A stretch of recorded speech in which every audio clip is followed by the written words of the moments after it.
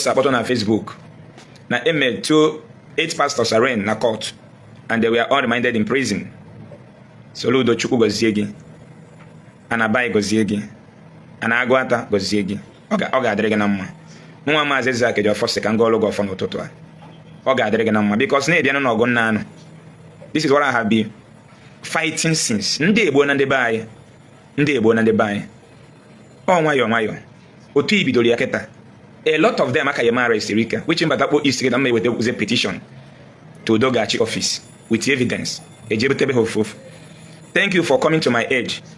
Thank you for responding to my voice because someone be doing Igbo.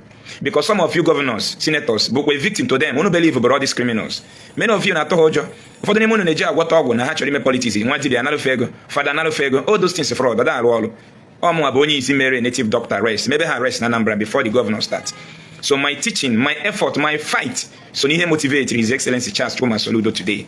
Obido mi hone na Anambra. Mwe sibiko. Onye obuna bonyi Igbo. Onye mi homa na Igbo kenenya. Chukwu Charles Soludo mere ndị Igbo ihe ọma. Mmasị na mere ndị Anambra, Igbo in general. Nke a ka bụ mbido. Arrest a ga-agagidere ebe ndị bishọp nọ. Biko na ndị a bụ arụ mere Igbo. Ndị a gbukere ụmụnne anyị. O nwere ihe m na-erite nwere ụgwọ na-akwụ ma ọsọ mkpali ka unu na-akpali m na-akọ m ọnụ. And onye a na-akọ m ọnụ bụ onye m chọrọ dị mma. Onye mma na ọ dị ime nwa ya nọrụ briji ọma mma. Pastọ gwe na ọ ga-amụ ka nwaanyị Hibru na ọ ga-anwụ. Nna agwa gị na enweghị Jizọs ma ojuju na-eme ka nwaanyị mụọ nwa n'udo. To o solution ị ga-efolo bụ gị ị ga-aga surgery ma nwa gị nọrụ briji. Kupụta nwa afọ. Ife a ihe m fụ na my NGO. Asọ gị na ngotara ya na school. Asọ gị na ngotara ya na akwụkwọ. Ife a bụ na ihe amụrụ m ka ihe agwọrọ agwọ. Ihe a bụ ihe m fụrụ nwa m. Sọsọ ihe dị iche mụ na medical doctor tab na ha gara school. Mụ nwa mụrụ ya m. Fụ na nwere ihe dị iche. Fight they mepekuzie hospital. Oh yeah, bani ekwu ana-eme. Omo Mathias Ezeaku jofa with 50 million. So na me do 50 million. Anambra with 17 local government if I'm not mistaken. 17 local government or 20 something local government if I'm not mistaken. Kedu onye Agwata local government dalongwolo Jesus imelo gabije. Kedu onye Idemmili North and South dalongwolo Jesus imelo gabije. But here there were 50 million. Kedu onye Onitsha South, North and South dalongwolo Jesus imelo gabije. Kedu onye Anambra West. Kedu onye Anambra East. Kedu onye Orumba North and South dalongwolo Jesus imelo gabije. Kedu onye Ihiala dalongwolo Jesus imelo gabije. Ife abogo nna anu can they buy face reality. Government have the finance. Government be God okay. Government but Jesus ahi na just Soludo be your God. I'm telling you. Soludo be Jesus inwere. Jesus and Docha jiwori unu be government. Your governor, your president, your senators be your Jesus. Ndị mere jide ndo taa be your governor, your senators, your president. Your governor decide na ị ga-anwụta, ị ga-anwa, nothing will happen. Ntama mfenide. Na ihe ni na na-agwa oke ide. Ihe ni na ji Jesus emebara fancha na prison keta together the same prison n'Awka. Enwere of fancha ta ga-akpọ Jesus disappear and the conditions Soludo wetere the very open and easy. Ọ bụ na Soludo ba jomado ọ ka itinye a strict condition for them to receive victory, freedom. Mana ọ gwara ihe dị very simple. Gwa oke ite ahịa na gwagwa ahịa na disappear from prison. Nobody will arrest you again. Ngwa mere abakashi da baba si na prison pụta. Nobody will arrest you again. Nnọrọ na-egbu mụ na sị mbụ ha nkịtị maka ego. At the age of 17 years, my brother made a millionaire. I could have controlled millions. Before no one in 2014, I have about 6 trucks, 60 parts in Abonese. Only 60 parts at 2014, I brought a poor man. Before but social media. Before social media in 2018, my wife wear about social media. Posting working video on my site, I've been museum. Posting on Facebook handle, people isn't interested in help the man. That is how I joined social media. On that first night, Chief of the first New Year of 2018. Oh, to Ezeaku about social media. Tupu mbata social media produce gon film spend over 3.something million. Ne won my local government also wana tafu. Chi wanta lago na iti also wana tabo no hanafu. Maka jozo. That was 2015. Tupu mbata social media, mu aso no ye go one of the best car ni mafia ye at that type o mbwafu. Ana maba 3 seaters Highlander go na Cotonou. Then tupu mbata social media. So when ife nwoke na enwe ho. Tupu mbata social media amugo nwoke mo nwan. Ro na enu. Ru na enu bụ boys quarter n'ilu. Nwee a lot of properties na mkpọ. So amụrụ m ife m meji maka ego meji ego me again today. Kedu ọzọ meji ego me? Ụnọ ni na nwe kete ofu bed ka nna alalu. Uye ni na nwe kosi ofu bed ka nna alalu. Moto ni na nwe ofu ka na eje ebu money ya. Ofu ka nna anya nya. So why can't Mathias Ezeaku stand for the good of his people? Nna agwa gị na akpọ m iyi with imagination. Ịma na ara na agwa gị. Ịma na ibe criminal. Ịma na ibe deceiver. Nwa onye ọcha no befa. Wori telescope na afọ na-eme na be nna gị. Ị nọrọ ebe a na afọ vision. Ihe ọ na-ahụ adịghị gị. America no befa with telescope na afie na northern part of Nigeria send that bomb there. E kidnap one nefa na 2019. For telescope nyo, febe one nefa na Sambisa for the feje butia. In oreba asim na vision. If I become a governor tomorrow, provide what it takes for you to be creative and productive and give the state what you want. For you, you go to prison. I repeat my word. Cut and join video post. I repeat, if I became a governor of a state tomorrow, a president, when you get what it takes to live a good life, to be productive, to protect your state, one more for God, and of Anambra state as a governor. You imagine where relax, so you will still go for Senate. We still need you in that system. When you got the vocal, when you got about Hojo or boy Hojo, when you choro or dem mandibo, when you choro or dem agami rubai. Now, I started fighting against these criminal activities in the name of pastors, reverend fathers, and bishops since 2019 through my NGO, Igbos Love Themselves Charity Foundation. Mbia Burundo ya Neje Hospital. Mfuno nwere imagine nwere onye Igbo na evoke oya na arụ mmadụ. And the Batana NGO, Igbos Love Themselves Charity Foundation, I went record for the cancer, I went for the kidney problem, I went for the liver problem, I went for the a lot of more Kenya. Now, Ibro Fonyeje Hospital, before you watch your young out more than 50 ago, I find it their tongue. And the hospital I brought my medication with due process. Man, some of you are I hear no name, hear on your gene, the worst in a memorable in what the woman in doji, people that have rejected reasoning. The only problem in when he did chichi. It's all man at 1 + 1 but 2. Then when they more juju gate change 1 + 1 cobrotare. Utuako wadi. Onwa who we see woman again abo. Makanoza drama. Mon again around the sport. I gam. And when motor accident get boy obana the same day. That is why religion jagala afia. Umuna ina muna motor accident. Mon again will be high sina chineke de la yemma. And Jesus de la yemma. Jesus a man one dey more follow one you follow one motor accident. Rap mon again do. Jesus said that run. Juju aho that run. Stop being deceived by religion. Religion is all about scam. Program, you take away what you have. Tata, in a praise Jesus, not the reggae. Celebrating Jesus because you are touching money today is crime against humanity. You don't need the money to hold them in Nigeria. Celebrating any juju today, ni welego, ni na abamoto, ni rono. Na Nigeria, 89% of our people na Arabuna does been. That means you don't need the good of this nation. Because obo na itiro that religious mindset ni me. Iwe siyema today, ni mwelego na Nigeria today simply means ni na abatari ndo chodibo. Ofuma. Yes. Because yego si ni mwelego today ni rotalono. Ona hero today, how does it come? The building material come from China. So the Chinese man who produced those building materials, then out of billions of the product they are supplying to different countries, ijego just a few pieces of it, you start to praise Jesus or start to praise Juju. Have it in your mind in a mental disorder. Understand? Ini nemo na gi nweta na ina move matter na ina batara ndo chodi bo fuma ni go ezigbo moto today igwe moto ndị America nya go for 15 years why boy out of their nation boy scrap ibunati ya Nigeria go Belgium moto 20 million 40 million 80 million.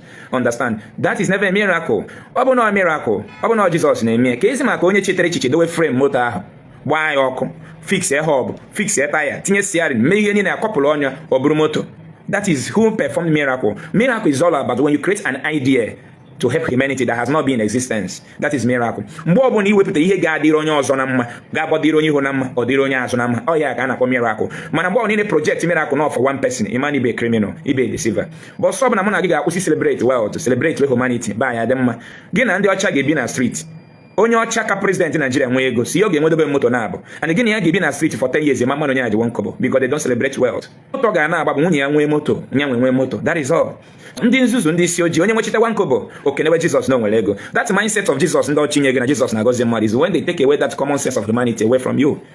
You can never help your brothers because you're celebrating wealth. Kedu ego mụ na gị nwere today? We have no money. Odibo ka anyị na-agba. Akwa niile mụ na gị na-arụ tata made in China. So if the Chinese close their border today to supply us clothes, kedu ezi akwa Turkey shirt anyị ga-eyi gosi na anyị nwere ego? We will not have anyone to apply.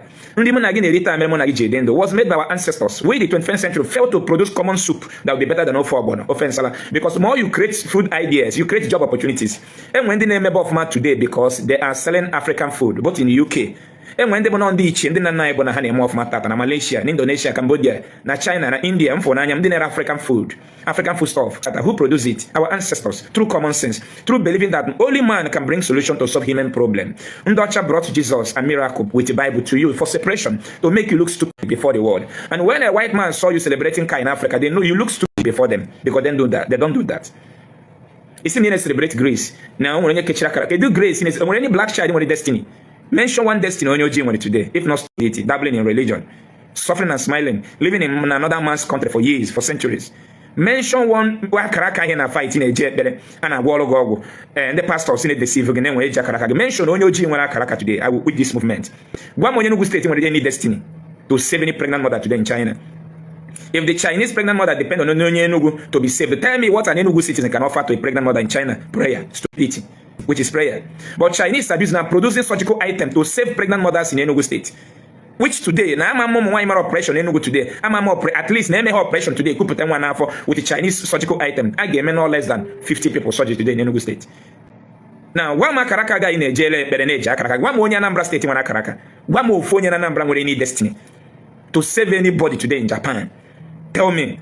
Don't mention one, but they also want to bend them by it takes our leader nothing. The local government chairman, the House of Rep, the State House of Assemblies. It takes them nothing to unite themselves together, pay the Air Force.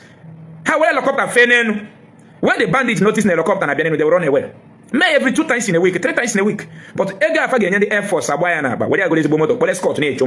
if your politician can be moving with escort, that should simply mean that your life is not safe. Safe. Go to abroad. You cannot see any of them moving with escort. Travel to Holland, to England, to China, you see your governor moving with that escort. So what am I telling you? Soludo will be one of the best in Merendibo. When I limit it to Anambra, or bring salt to his effort. Charles Chukwuma Soludo, His Excellency, the Executive Governor of Anambra State, but one of the greatest miracles, Merendibo, today. My brother, Soludo was the only governor. Mere billboard on Namde Kanu Mado na his state. They released Namde Kanu. I will shot him. Gonna make him worry. Soludo was the only Igbo governor. Proudly, made billboard Yana Mazen Namde Kanu Mado na the capital city of the state, where they released Mazen Namde Kanu to his own shoti. Neaga shoti nyan. So when you make life from, I will start to thank those people. When I'm the pastors, these people were criminals, and the Christianity was created in a fraudulent act to deceive people so that people will not feel the pains that their ancestors passed through from the hands of the Europeans. From the hands of the Europeans. Europe kidnapped over 70 million of our people, murdered them, enslaved them. There was a time our forefathers had been sampled like gold. In streets of Rome, in Germany, in London. They were being sold like chicken. Now after selling them, he came back to brainwash us that Jesus, the creator of the universe, which nobody is the founder. Chukwu kereni gweno womo about the founder in any tribe in the whole world. Chineke boke si obodo wala afia kenye obodo nono. Obodo nwe ka se fia. Okay, si ndi Igbo wala afia kenye ndi Igbo no na afia bulu Chukwu. Enwe onye the founder of Chineke na Anambra. Enwe onye the founder of Chineke na Imo State na Abia na Ebonyi. Chukwu ba mama masi amasi. Chukwu do mimi. Chukwu biye do mimi. But the white man want to use your brain. They came back with the Bible 168 years ago. What's the na Chukwu hi na efe? How about Chukwu ga ho na odi ho? How about na Chukwu ga ho de kama na omota zenwa na befa. Na through those means si sefe Chineke ahụ. Guess isn't that means no through nwa ahụ omota na befa ka Yesu zi wee mee gịnị fewe Chineke. Na nwa ha nwugo je biri n'eluigwe with Chineke, and Chineke, which nobody is the founder in your community, no one to kudo, allow somebody to come and introduce his son to you. You were a fool if you accept that fallacy. And the white people know that once they could be able to convince you, forcefully gave you that fake religion and fake hope that you are gone. Since the Bible alaka weakness. Weakness. If everybody man na Igbo o mechi anyo separa na say enwe iko enwe iko enwe Americans nwere iko enwe fa, that if you kidnap any American citizen today, they will use iko enwe fa to detect where their brother is being kept. UK nwere iko enwe fa, those zebe fa na be free UK today game like this. Again, we're going to account showing that they now have to spend your holidays in their place and go. That you are coming to eat your money. They don't need the love. Bible, factual love. Factual okay, they spend their holidays, they leave and kefa. No, if you want to come, you must have money in account. When knowing that they spend quite the money in their country and go. They don't want you to come and show you love and give you free visa, but they give you free heaven. That is why you are moving backward every day as a black man. That is why you are wandering like a different countries all over the world, being in prison in Dubai, Asia country, everywhere. Come on in Egypt here, Morocco, Senegal here, we're in prison. But we lack the ability to reason, common sense to reason. Now, His Excellency Charles Chukwuma Soludo, in the Dubai now go kite, Ndiori, now the pastors, now Reverend Fathers, very simple solution for them to get freedom. If go kite, seen as prison poor, go. Nobody will come and arrest you. Go away from the prison. I am the one who motivated His Excellency Charles Soludo to pick up this action. I was the first person that started arresting them in Anambra before the governor. Here about Gonnovalo, because of what I saw under my NGO 2018 to date. Our people the death of our people going on every day is caused by pastors and native doctors. The cause is pastors and native doctors. And all of you watching me don't have any power to evoke any spirit to kill me. You don't, but you are being manipulated to believe that other person have that power to evoke a spirit to kill your uncle. Your uncle died because of common sugar. Your uncle died because of common BP. Your uncle died because of kidney disease. Your uncle died because of intestinal obstruction. That need practical surgery to place those intestines in order. The next thing a typical black brainwashed man will say, no, that his uncle is just coming out from a bar. No, they are poison. And the same you fools whom Christianity and Judaism are deceiving in Igbo land, you don't want to get that power which you can use to some poison. We have those power to kill people, but the herdsmen have taken over our bushes. We cannot invest those powers there. You believe me, can defend your destiny, can defend your family, can defend you, because the day they will accuse you, the day you become a victim, nobody will come for your rescue. Nollywood they promote Ogwego, we believe them. Nollywood they promote Ogwego. After watching Imagination of Ogwego, we believe them we have Ogwego. Some criminal native doctors here, Napu Munayego, Napu Facebook Lupego, just say Wahaja put Potama Bobia Betiala. Yeah, common sense. Why they put Allah doesn't solve any problem. The reason why you see woman with area pass, because your money soil you cannot report that native doctor to any authority to refund you your money. You asina na agwo gwego na na-ebu mu aka kedi ha ala ga-alụ n'ego na igbosi ogwe gị bịa na my company buru tipa free nye gị tipa na 30 million free iburu ya naba ko ibia any of my real estate company bịa welo my property na is that the work of ogwego? And the white people are busy producing remote as solution to eradicate poverty in their land. Many of us watching this thing has power bank, not less than 2. When he use the power banks, he use the phone, he use no less than 10 different power banks. This is a solution to create jobs in China, in Japan. And the typical man from Osoboro, when them work when them say doesn't have where power bank can be produced in his village, and he's believing in a foreign god to bless him. That is true of you. Oh, you many boni believe today as a black person. You want nothing. Yes, I didn't get it for the we cannot be original. Religion made us lazy. Religion made us not to be original. You didn't need it for the lifo. You didn't need it for the lifo. Kaine riti date. Akwanda chai for kaine. Moto fanya for kainanya. In the time of our ancestors, they create ideas to solve their problems. They built one of their best houses in their own time, in the olden days. Roof it with natural resources. In a way that when after roofing the house, while it is raining, there will be no drop of water inside the house. Using your resources to solve your problems is what made you a king in your nation. Using your resources to solve your problems is the only thing that will make you a king before the world. Now, when it is time for you that claims to attend to university, professors, doctors, you turn to become religious bigots, prayer warriors. When it is time for you to refine those things into plastic, into ceramic, into iron, to match the modern pattern of roofing to the world, you became so weak, you became prayer warrior. Tell me one thing Nigeria have achieved with prayer. If not enriching pastors, if not when he escaped from Motoas, then he will thank Jesus, saying that Jesus, because tomorrow the same Motoas then will kill him. Another person behind him will start thanking Jesus. So Jesus is so wicked that he will allow one family to be wiped out of Motoas and single-handedly save you. That is how foolish the white man wants you to become, so that you cannot fight for humanity anymore. And I keep on saying it. Any spirit or juju or that will make me what I am today and allow pregnant mothers to be selling pure water is very useless. I don't want to be better than anybody. I want to be better with everyone. My NGO opened my eyes. My NGO taught me what I'm saying. When we hear DJ, we are all equal as human beings. They imagine I watch your phone before we could get another people. We might call 30 people on phone. Man, they got on a phone. Their family member will be against you. Or get a mafam okay na pofa. Nana wari nana war nana be. What if you better go ne bele? Moto gene maybe you don't keep saying in a mechanic and a mechanic. One more fee better bele walk on a be me when I beg women at church. It better with the meeting. Believe on Cloggy winch. Man, I can have a winch. One day I get able to this winch. One day couple have passed. I go.